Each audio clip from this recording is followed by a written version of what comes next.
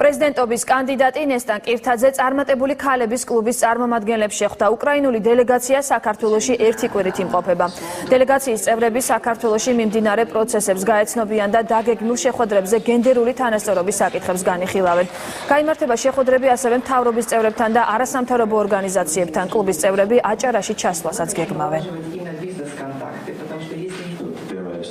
დღეს ჩვენ გვექნება გულახდილი საუბარი როგორც ადამიანურ დონეზე, ასევე იმ შესაძლო პარტნიორობის ფორმატებზე, რომელიც უნდა განვითარდეს საქართველოს უკრაინას შორის. მე ვფიქრობ, რომ აღმოსავლეთ ევროპის სივრცეში უკრაინა საქართველოსთვის არის, რჩება და იქნება ძალიან მნიშვნელოვანი მოკავშირე და მოკავშირეობა მხოლოდ დეკლარაციები რომ არ იყოს, იგი უნდა განვითარდეს ბიზნეს პარტნიორობის, საგანმანათლებლო სისტემის, культурული ურთიერთობების დონეზე. დღეს სწორედ ამ თემებზე გვექნება საუბარი. Мы давно уже планировали деловой тур в Грузию. ჩვენ უკვე დიდი ხანია ვგეგმავთ საქმიან ტურს საქართველოში. აქ ჩამოვედით დიდი დელეგაციით უკრაინიდან. ბიზნესის ევროპულ ასოციაციასა და წარმატებული ქალების კლუბს წარმოვადგენთ.